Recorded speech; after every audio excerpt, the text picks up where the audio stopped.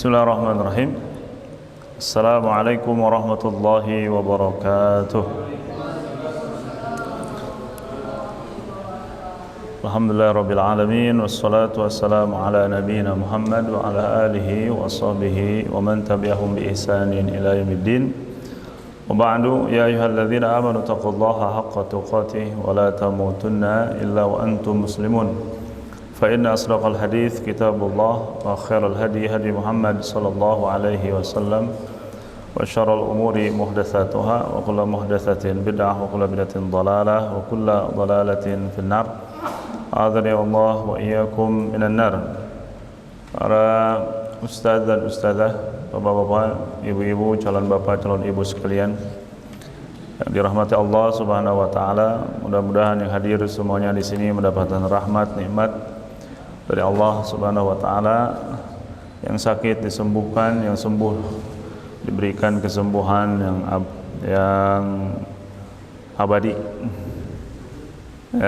Yang belum nikah dinikahkan, yang sudah nikah mudah-mudahan bisa bersyukur atas nikmat Allah sehingga nikmatnya ditambah oleh Allah Subhanahu wa taala. Kita akan lanjutkan kajian fikih. Saya hampir lupa karena sudah lama tidak menyampaikan kajian di sini, dan juga sekarang dalam sepekan itu hanya sepekan. Dalam sebulan cuma satu kali apa dua kali? Dua kali ya. Ya, mudah-mudahan bisa istiqomah untuk menyelesaikan kitab fikih ini. Selanjutnya al-mashu 'alal khuffain. Tema sekarang atau kajian kita pada kesempatan kali ini setelah menyelesaikan wudu adalah al-mashu 'alal khuffain, mengusap dua khuf. Ya. Saya yakin semuanya pernah mendengar mengusap dua khuf ini. Ya, ini serangkaian dengan wudu karena memang adanya di dalam wudu. Apa itu al-mashu 'alal khuffain? Kita akan melihat definisi, hukum, kemudian dalil, syarat-syarat, kemudian masa, ya, masanya, kemudian yang terakhir tata cara dan hal-hal yang membatalkan. Pertama, apa itu al-mashu 'alal khuffain? Pertama, mashu itu ngusap. Ya. Dalam wudu itu ada al-ghuslu, ada al-mashu. Kalau gosel itu membasuh itu pakai air, kalau mashu itu mengusap. Apa bedanya? Membasuh itu pakai air langsung, kalau ngusap itu air dibasahin kemudian cipratin seperti mengusap apa? Kelapa ini, kepala. Itu namanya mashu. Mashu itu tidak memakai air yang banyak. Jadi tangannya cuma basah saja, hanya basah saja. Kalau khuffain itu khuf itu ya bahasa kitanya yang mudah mungkin, tapi semua udah tahu khuf ya, pernah melihat, pernah memakai di Indonesia jarang. Al-khuf itu sepatu tak bertulang. Nah, ya, sepatu tidak bertulang artinya kaos kaki yang terbuat dari kulit. Kaos kaki yang terbuat dari apa? Dari kulit, yang kebanyakan dipakai bukan di Indonesia, ya, di Arab Saudi, Arab sana karena musimnya dingin, panasnya ekstrim. Di Cina, Korea, di Eropa yang ada musim panas, musim salju, musim dingin. Kalau di Indonesia mah hareudang, ya, panas. Kecuali kalau orang Jakarta baru ke Sukabumi mungkin cocok pakai khuf, ya, karena dingin katanya. Kalau orang Sukabumi mah ya alhamdulillah ya, selalu mendapatkan AG setiap hari. Nah, apa hukumnya? Hukmul masyi alaihima, hukumnya apa? Hukumnya mubah. Hukumnya mubah itu boleh dilakukan, boleh tidak, ya. Baik di musim dingin, di musim panas, lagi berjalan jauh, lagi di rumah, kalau kita mau membutuhkan untuk mengusap khuf itu maka dibolehkan. Jadi tidak ada pertanyaan yang bagus, yang sunnah mengusap apa tidak. Ya, karena ini mubah, tergantung kebutuhan. Karena agama kita itu agama yang mudah, Islam itu yang mudah, yang memberikan kemudahan. Ya, maka di dalam wudhu pun diberikan kemudahan. Jadi maksud itu kan begini, setelah kita komplit nih, basuh wajah, tangan, kepala, hidung telinga, kaki digoyang dan kaki. Kemudian pas ngusap kaki, pas basuh kaki, karena kita pakai khuf, agama kita meringankan. Kalau dibuka tutup, apalagi dalam perjalanan yang jauh, ya bukan di rumah, itu merepotkan. Maka tidak usah dibuka sepatu atau khufnya, cukup diusap. Nah, itu yang disebut khuf, itu mengusap sepatu ketika wudu yang seharusnya membasuh kaki, tapi cukup diusap apanya? Khufnya. Ya, itu khuf. Dalilnya mana? Dalil dibolehkannya mengusap khuf, mengusap sepatu ketika berwudu, artinya gak usah dibasuh kakinya, cukup sepatunya. Nanti kita dipraktekkan. Taib. Dalilnya adalah hadis Rasulullah SAW yang diriwayatkan oleh Imam Bukhari dan juga Imam Muslim dari Jarir bin Abdullah Al-Bajali radhiyallahu anhu, ra'aitun nabiyya sallallahu alaihi wasallam bala. Kata Jarir bin Abdullah Al-Bajali, aku pernah melihat Rasulullah sallallahu alaihi wasallam buang air kecil.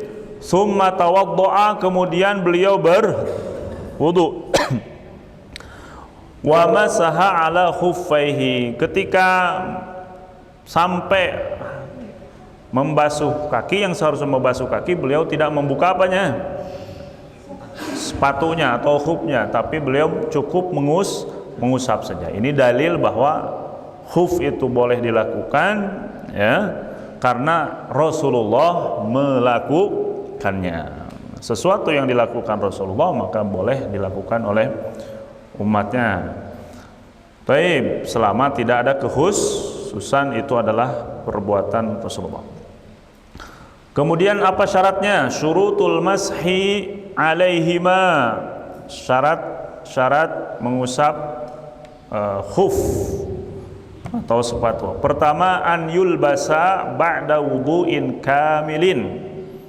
Jadi kita dibolehkan mengusap khuf, tidak harus membasuh kaki ketika wudu. Syarat pertama, memakai sepatu tersebut, khuf tersebut, kita sudah dalam kondisi suci. Ya, misalkan tadi pagi subuh, ya, kita pakai khuf, wudu, suci kan? Kemudian pakai khuf. Setelah sholat subuh kita diam di masjid, tiba-tiba batal. Kita mau sholat syuruk, tahu kan sholat syuruk ya? Ya, mau sholat duha di awal waktu, kita sudah batal. Maka ketika kita wudu, ya, ketika kita wudu boleh mengusap khuf. Setelah sempurna wudu, kemudian pas membasuh kaki, cukup diusap khufnya. Kenapa? Karena kita memakai khufnya, sepatunya, ya, sudah dalam kondisi suci. Berarti kalau kita ketika memakai khufnya ketika tidak mempunyai wudu atau tidak suci, boleh gak? Tidak, tetapi harus dilepas, dibasuh seperti biasa. Dalilnya mana? Bukhari dan Muslim. Ada seorang sahabat yang bernama Mughirah bin Syu'bah, ya, ketika aku bersama Rasulullah dalam satu perjalanan, kata Mughirah, ya, Rasulullah SAW hendak melakukan apa? Wudu. Aku pun bersegera mengambil sepatunya, mau melepas sepatunya. Jadi para sahabat itu sangat menghormati Rasulullah, membantu. Jadi sepatunya, jadi pas orang kafir itu, orang kafir Quraisy, ketika perjanjian Hudaybiyah, dari kafir Quraisynya Suhail bin Amr, kata Suhail, aku tidak pernah melihat pasukan ataupun tentara yang begitu menghormati panglima perangnya. Wow, ya, sampai-sampai air ludah yang lepas dari Rasulullah tidak sempat kena tanah. Saking para sahabat apa? Rasulullah mau pakai lepas sepatu langsung segera, ya kan? Dilepaskan oleh para sahabat. Begitu penghormatannya kepada Rasulullah Sallallahu Alaihi Wasallam, sampai orang Quraisy, masya Allah, ini apa? Ini adalah raja yang sangat dihormati. Kemudian kata Rasulullah, da'huma, wahai Mughirah, jangan kau lakukan ini. Fa inni adkhaltuhuma tahiratain, karena aku memasukkan atau memakai khuf itu dalam kondisi suci. Kemudian Rasulullah mengusapnya. Pemahaman dari hadis ini, Rasulullah melarang Mughirah untuk membuka karena apa? Suci. Artinya pahaman mafhum mukhalafahnya, paham kebalikannya, kalau dipakainya dalam kondisi tidak suci berarti apa? Akan dilepasnya. Begitu ya.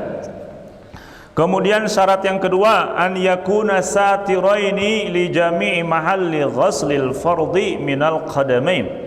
Harus menutupi kedua khuf tersebut apa? Kedua mata apa? Ya, mata kaki. Artinya khufnya harus yang panjang. Ya, kalau sepatunya memuncangan, do you know memuncangan?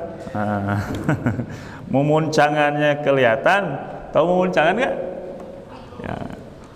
Mata kaki, mata kakinya masih kelihatan, berarti khufnya tidak memenuhi syarat, harus dibuka. Jadi khufnya harus yang melewati mata kaki. Ya. Jadi syarat yang kedua, khufnya, sepatunya menutupi mata kaki. Ya. Kalau mau ngarit mah pakai sepatu bot terpenuhi itu. Atau PDL nutup kaki. Ini ya mata kaki ya, PDL. Apalagi ya sepatu-sepatu begitu. Ya. Kebanyakannya dipakai oleh tukang ngangon sapi, koboi. Sepatunya. Itu memudahkan. Yang ketiga syaratnya, tidak rembes air. Tidak apa? Rembes air, berarti harus memang terbuat dari kulit. Keempat, harus kuat, dipakai berjalan, tidak mudah sobek. Karena kan, kenapa demikian? Karena untuk yang di rumah diberikan waktu 1 hari 1 malam. Nanti akan diturun. Kalau yang lagi safar, perjalanan jauh, 3 hari 3 malam. Yang kelima, an yakuna tahiraini. Syarat yang kelima, khuf tersebut kedua-duanya harus suci, tidak najis. Berarti syaratnya ada 5. Yang pertama apa tadi? Dipakai dalam kondisi suci kita. Yang kedua, menutupi mata kaki. Yang ketiga, tidak rembes air. Yang keempat, kuat, dipakai kira-kira 3 hari 3 malam masih kuat. Yang kelima, ya suci. Muddatul masih alaihima, masanya berapa sih kita dibolehkan musab, gak dibuka-buka? Bagi yang hadir itu di rumah, tidak dalam kondisi safar, 1 hari 1 malam. Berarti berapa 1 hari 1 malam itu? Berapa jam? Contoh, ya, berarti kalau saya tadi sholat subuh nih, wudu, kemudian pakai khuf. Nah, dihitungnya kapan? Apakah ketika pakai khuf atau ketika wudu?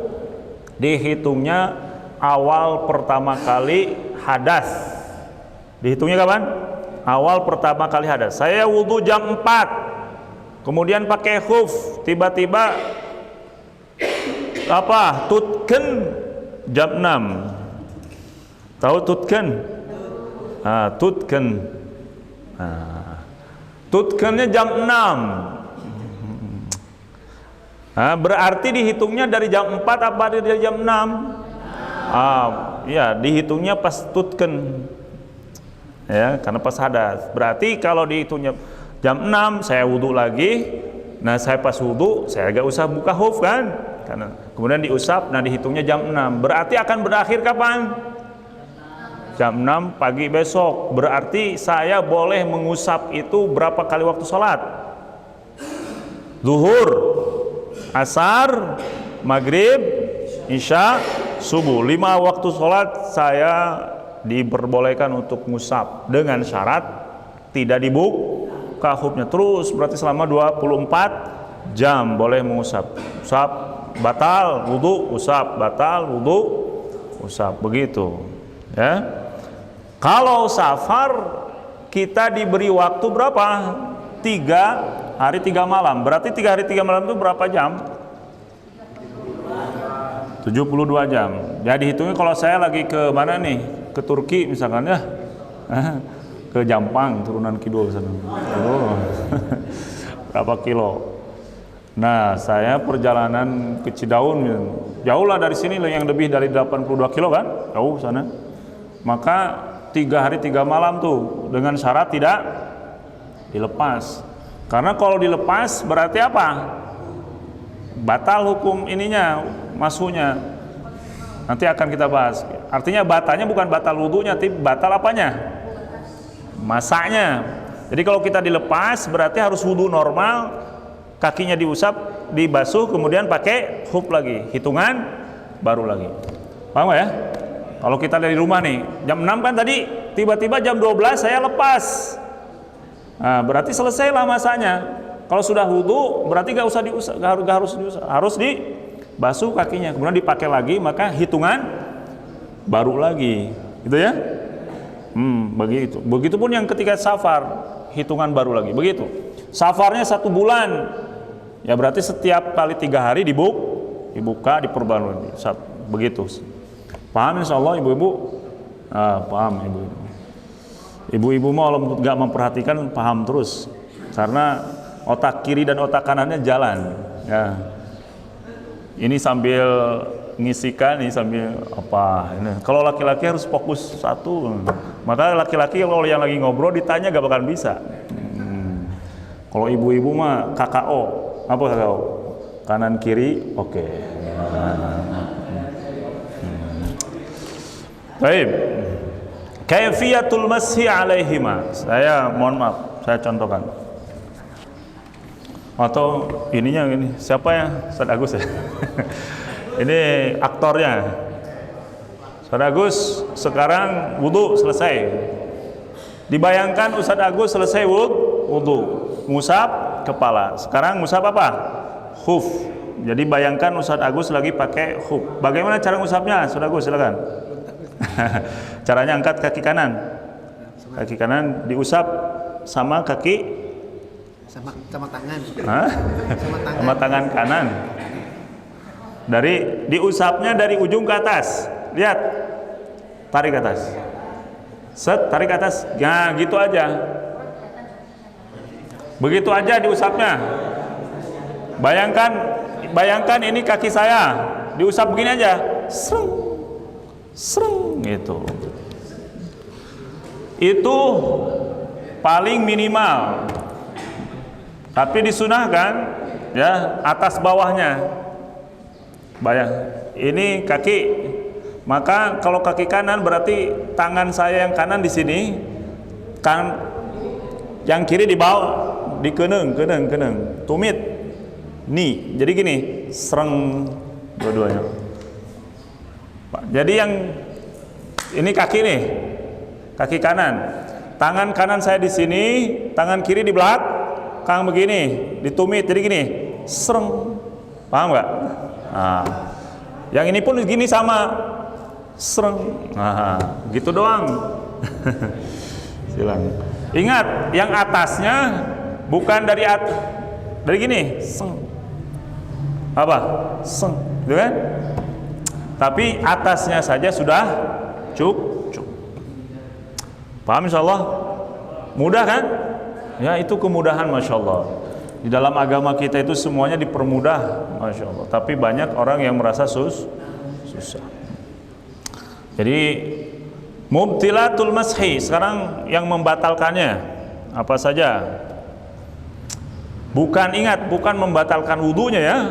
Artinya membatalkan masa pengusapannya. Yang pertama, khal'ul khuffain, melepas kedua sepatu tersebut atau dua khuf tersebut atau salah satunya. Jadi kalau sudah dilepas, udah berarti harus dibasuh kakinya.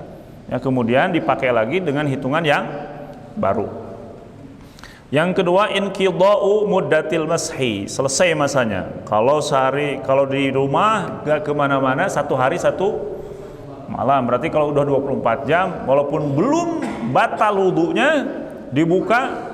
Kalau belum batal berarti cukup dibuka, kemudian dibasuh kedua kaki, dipakai kembali, hitungan baru. Tapi kalau selesainya masa itu kita batal, berarti dibuka wudu secara sempurna baru dipakai kembali. Begitu. Yang ketiga, hudutsu ma yujibul ghusl, ada sesuatu yang mewajibkan untuk mandi walaupun belum selesai masanya. Tiba-tiba terjadi gempa ya, gempa tektonik yang menyebabkan lahar panas. Kalau terjadi junub, maka harus dibuka, mandi. Jadi nggak boleh mandi pakai sepatu ya. Kasihan. Kenapa sih hanya diusap saja? Diusap gak dibasuh? Kan Islam itu perhatian sama kita. Kalau pakai air, sepatunya rusak begitu, masya Allah. Jangan lihat perhatian Allah sama kita bagaimana coba. Sampai seperti itunya, tapi kita gak tahu diri. Ya, waktu sholat masih terlambat. Kadang ada yang berani meninggalkan sholat. Ya begitu. Ini dalilnya udah selesai. Saya anggap selesai. Nanti kalau yang kira-kira belum paham bisa ditanyakan. Yang selanjutnya masih berkaitan dengan khuf, ada al-jabair wal asaib. Al-jabair itu jabirah, gips. Kalau kita patah tangan, patah kaki, itu pakai gips. Tetapi kalau patah hati pakai pakai apa? Pakai gloves, bukan gips. Baik. Jadi bagaimana cara wudu orang yang kakinya atau anggota wudunya atau di mana saja, kan kalau tadi khuf kan di kaki saja. Kalau celaka mah kan nggak bisa direncanakan. Mungkin di kaki, mungkin di kepala, mungkin di mana saja. Kemudian kalau kita wudu misalkan bertepatan dengan anggota wudu, bagaimana caranya? Ya, atau di anggota badan yang lain, punggung, kemudian kita junub, bagaimana caranya? Ya, maka masya Allah Islam memberikan rukhsah. Ini rukhsah, bukan mubah. Rukhsah itu apa? Kalau tadi khuf disyaratkan kita lagi suci pakainya, karena dalam kondisi sadar bisa. Kalau jabirah tidak disyaratkan suci, karena memang celaka itu tidak direncanakan. Ya enggak? Tiba-tiba patah kaki harus segera dibungkus, dikip. Bayangkan kalau harus disyaratkan suci, antum harus berwudu, repot. Berarti itu mah bukan keringanan namanya. Jadi kalau celaka digips. Nah, misalkan dari sini sampai sini, maka bagaimana caranya? Caranya yang tidak digips, yang tidak ditutup atau tidak diperban, basuh seperti biasa. Sisanya apa? Diusap. Misalkan di sini gips nih. Ininya dibasuh, ini dibasuh, gipsnya di sini. Maka setelahnya diusap, seluruhnya diusap. Diusap aja gitu, normal, diusap. Apanya? Perbannya diusap. Selesai. Begitu caranya. Mudah gak? Mudah. Jadi usap keseluruhannya, bukan dibasahin tapi diusap. Baik perban ataupun apa?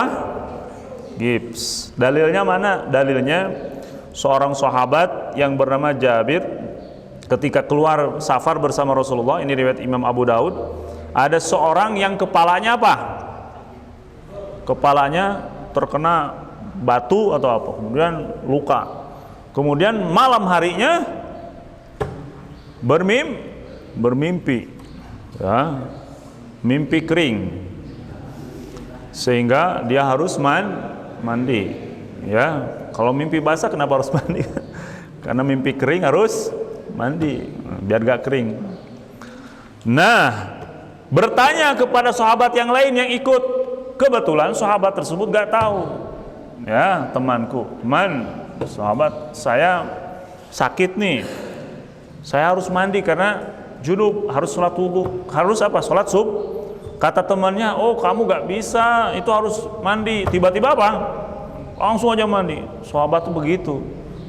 Kalau kalau kita makan lagi sakit, sholat subuhnya nanti dulu gitu. Kalau mereka gak ada istilah gitu. Kalau kemudian pas mandi, ya karena lukanya parah, meninggal. Maka sampailah kabarnya kepada Rasulullah, kata Rasulullah, qatalahumullah, kalian telah membunuhnya, maka tunggukan azab dari Allah Subhanahu wa ta'ala. Artinya dia menjawab tanpa ilmu sehingga sampai orang lain mati. Ini bahayanya menjawab tanpa ilmu. Kata Rasulullah, ala sa'alu idza lam ya'lamu, kenapa kalian tuh gak bertanya kalau gak tahu? Fa inna masyifaul ayyi as-su'al, sesungguhnya obat orang yang tidak tahu itu bertanya. Fas'alu ahla dzikri in kuntum la ta'lam. Kata Rasulullah, innama yakfi yatayammam, sesungguhnya dia itu apa? Cukup